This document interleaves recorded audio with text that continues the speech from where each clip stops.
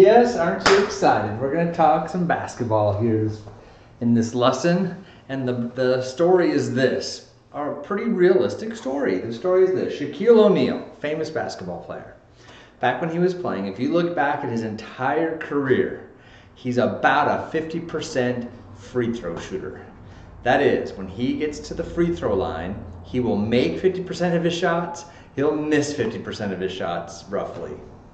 So, the strategy back in the day when he was playing, a strategy that teams would use is they would send in one of their players that didn't get to play much, and their job was just to run over to Shaq and foul him.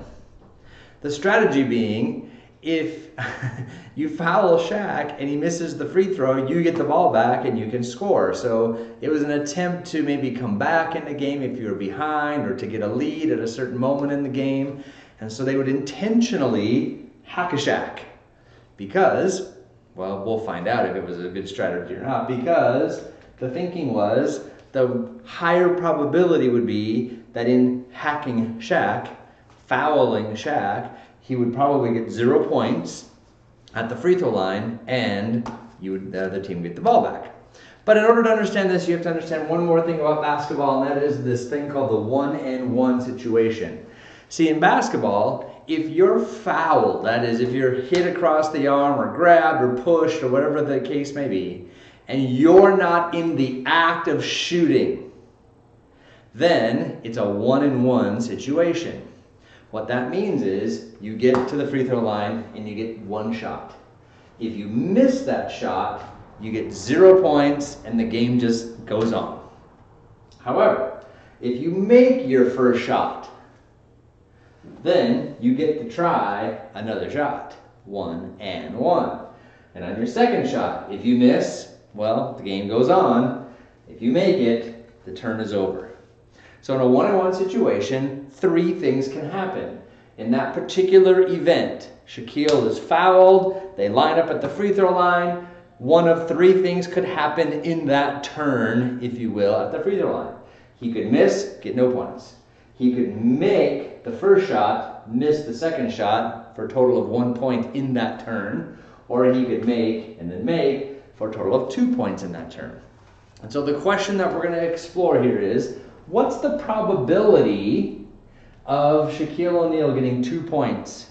What's the probability of 1 point? What's the probability of 0 points? And the way we're going to do this is with what's referred to in the business as an area model. Here's what we mean by that. If you would, just follow along with me on a piece of paper. Make a rectangle. It's also a trapezoid. And in this rectangle, pretend that inside of here are dots. And each dot represents a 1-and-1 situation. Each one of those dots, and you can imagine, Shaquille O'Neal played like 14, 16 years, something like that. He's got thousands of these things. So each dot represents one of the times he had a 1-and-1 situation. Now, I'm not actually going to make dots across the whole thing. Just imagine that inside of that rectangle are a bazillion dots. What I mean is there's lots and lots and lots and lots. Now, in the case of Shaquille O'Neal, he makes half his free throws. So of all the times he did a 1-and-1, half the time, so let me split this rectangle in half. Half the time he missed, and half the time he made the first free throw. Now in the half the time that he misses, the turn is over, he gets 0 points, the game goes on. So this side represents missing the first shot, earning 0 points for that turn, the game goes on. But half the time he makes the first shot and gets to try a second shot. And in that second shot, half the time he'll make and half the time he'll miss. So of this half, we're going to split it in half.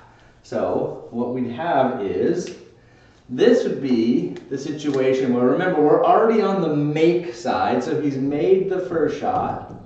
And then let's say he missed the second shot.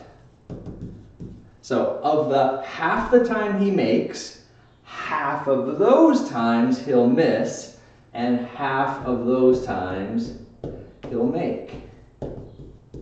So I hope you can see the three things here. The three things here: you miss the first shot, turns over.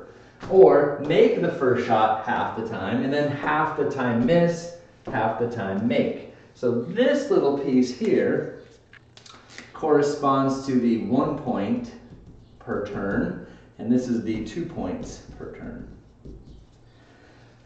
Now what this does for us in terms of an area, so imagine inside these dots is a bazillion dots. So half of the bazillion, he just misses, turnover, and so what we can claim is half the time he'll get 0 points. But half the time he gets another turn. And of those half the time, half of a half. If you take a half and cut it into half, can you see it? Each of these represents a quarter. So a make-miss, a 1 point is a 25% probability, and then a make-make, 2 points, is another 25% probability.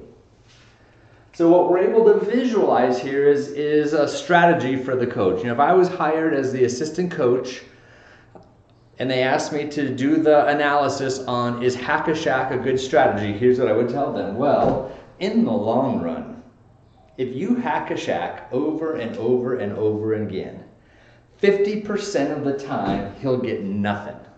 So it's like a flip of a coin chance that he'll make 0 points, you'll get the ball back, continue the game. 25% of the time he'll only get 1 point. Now that's kind of a good thing too. It's only 1 point. Maybe it's worth it to let him get the 1 point and then you get the ball back and get to score maybe a 2 or a 3. Remember in basketball, a basket's worth 2, but there's also a 3-point basket. And so maybe it's better that 75% of the time he's either going to just get 0 or 1, and then you have the possibility of getting points after that. And only 25% of the time is what I would tell the coach. I would say 25% of the time he's going to get 2 points. That's it. Is that worth the risk of intentionally hacking a shack? That in the long run of a bazillion attempts at this 1-and-1, only 25% of them will he actually get, 25% of them will he actually get 2 points. So I just wanted to start with that case, but now we're going to go to a hypothetical case. I was hired, hypothetically, as the free throw coach for Shaquille O'Neal, and I was able to improve his free throw shooting. Let's reanalyze this with new free throw percentages for Shaq.